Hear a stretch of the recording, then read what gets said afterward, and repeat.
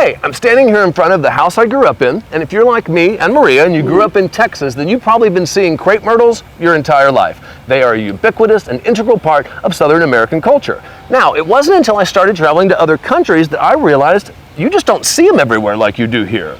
You rarely do. Even in Southern California when I lived there, I rarely saw a crepe myrtle tray. But I do hear they're particularly stunning in Southeast Asia, Ryan. Okay, well, I haven't been to Southeast Asia. Yet. We haven't been there yet, exactly. My point being is I think that we take these beautiful and unique trees for granted here in Texas. So today we are going to learn all about them. Yep, today's episode is all about crepe myrtles. Come on, Maria, let's grow together.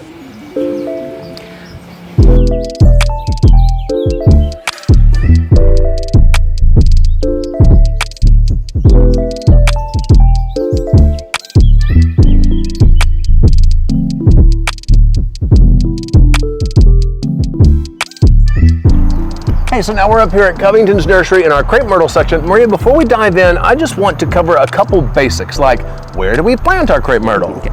Crepe myrtles need full sun to really bloom properly here in North Texas. In fact, if they're in too much shade, you're not going to get this gorgeous color that everybody loves about a crepe myrtle. Okay, and when is it that we can look forward to seeing these beautiful blooms? They're going to bloom off and on all summer long. When North Texas is at its hottest, it is their time to shine. Great, so I guess the last thing to do is just kind of tell me what are the different groups of crepe myrtles that we're going to talk about? So we separate them by size. There's dwarf, miniature, intermediate, and tall.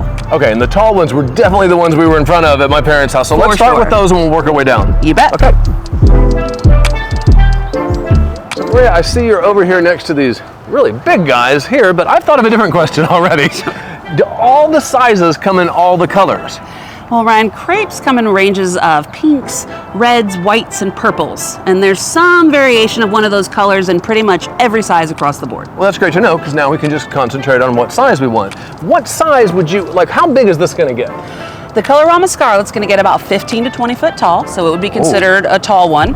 People plant these for shade, they plant them for privacy, they plant them for ornamentation. It's just a very versatile, beautiful pop of color in your landscape.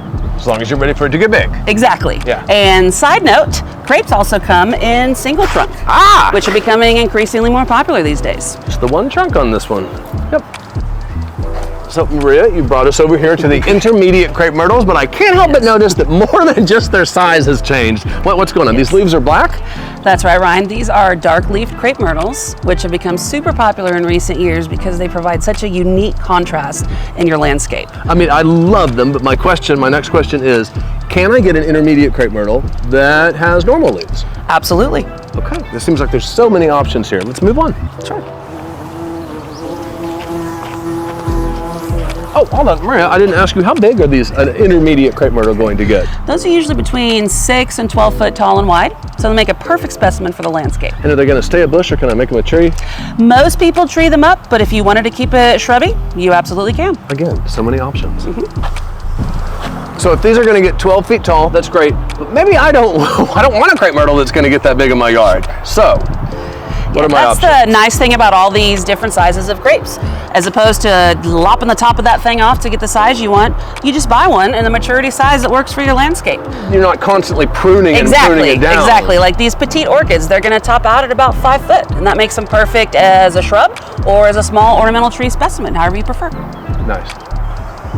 So the last stop on our list is even smaller than the dwarf. It's the miniature crepe myrtle. Tell me about that, Maria. Yeah. So miniature crepes are going to top out at about 3 foot tall and wide, much like the super popular Pocomoke.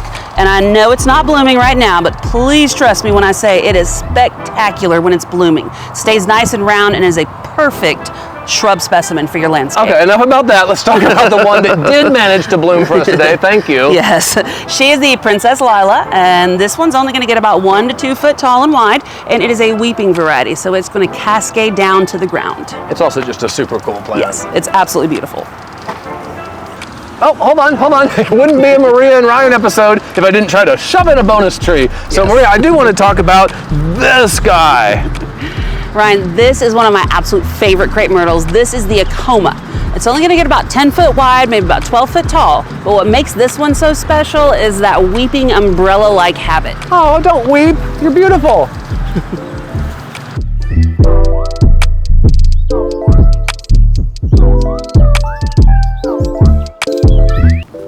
So next, Maria, I want to do a segment that we can call, I don't know, what's the deal? Because basically I want to ask what's the deal with a bunch of things, just quick questions. Okay. First of all being, what is the deal with the crepe myrtle bark? When it starts peeling like this, is the tree sick? And also, what do I do? You don't have to do a thing, Ryan. It's a natural occurrence as the crepe myrtle grows, and one of the many reasons people choose to put these gorgeous trees in their landscape. Yeah, it certainly does look cool, yes. Especially when it's all peeled off. It has this really nice bark. Okay, next, what is the deal, Maria, with those little white polyps that I sometimes see on the bark or the trunk of the crepe myrtle? Here's a good example here. What is the deal with this? Ryan, that is scale, which is a common occurrence here in North Texas on our crepe myrtles, but it's also a very treatable problem. Okay, it sounds like it's nothing to worry about, but yes. What do I do when I see it? You definitely don't want to let it go untreated, and what you want to use is an insecticidal drench, which is very easy to use. You mix it up, pour it around the base of the tree, it gets absorbed up in, and then the tree becomes toxic to any pests. Super easy. Pro tip, pre-treat your trees and shrubs before you even see a problem. Ah, gotcha. What is the deal with all the dripping, Maria? Like, it can be a hot summer day, there hasn't been rain for weeks, and yet you go and stand underneath a crepe myrtle like this one, and suddenly it's like it's drizzling rain all over you. What's the deal with that? Well, unfortunately, Ryan, for your hat, that is not rain. Yeah. That is honeydew, which is basically aphid poop. The good news is it's very easily treatable with that same drench you used for your scale. Calling it honeydew, we really polished that up. We're trying. Yeah. And lastly, Maria, what is the deal with the crepe myrtles that I see around town where it looks like someone has literally taken the entire top and just whacked it off? What is that? Why are we doing that? Well, we're not supposed to do that, Ryan. That's what is called crepe murder. Maria, my mom always told us that you don't do that to the crepe myrtles because it encourages all the growth to come up from the bottom, which is not really where we want the growth. Correct. Another reason you don't want to do that is because when you trim a tree like this, like flat top it, it creates these big knobby wounds at the end of the branches. They're like gnarly knees, I've seen them. Exactly, yeah. And then more little shoots will come up from that. It's just not good for the overall health of the tree, and it's not very good to look at. So how should we trim them? Okay. Branches that are smaller than a pencil, and make sure you trim up the interior of the tree so that sunlight and air can get in through there and filter through the tree. It just seems like we're being a lot more purposeful with our trimming. Absolutely. Like the chainsaw across the top. Light pruning, but not a flat top. Yeah. So, Maria, it sounds to me like that there is probably a perfect crepe myrtle for every person and every yard. That's right, Ryan. With all the colors, shapes, and sizes available, you would be hard-pressed not to find your next favorite crepe myrtle. Also, you got me thinking, you mentioned Southeast Asia. It might not be that, but when we're in India next year, I learned that they are actually native to the subcontinent, and so we will be able to check out crepe myrtles there. Absolutely, we will. And if that's the case, then maybe Covington Nursery needs to pay for it. Research and development. Nathan, Mom, Dad, like a pilgrimage to the homeland of the crepe myrtles. Just throwing that out there. Whether you're in India or whether you're in Rowlett, keep checking out our videos and let's grow together. Hey, hi, Mom. Hey, what are you doing? What are you doing? Oh, it feels like it's sprinkling with the sun out. So I know what you're doing. Growing up, about 90% of all people that came over to our house, if they entered this way, would rush in the door and say, "Oh, Gail, you're not going to believe this, but it's raining. The pool party, it's ruined." And it would be a completely sunny day. It clearly was not raining. No.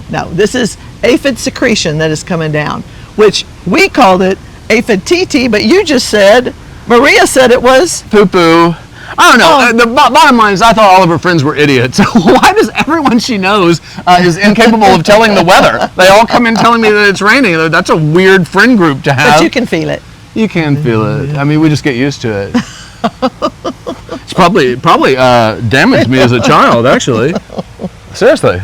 Probably have some sort of a defect. Okay.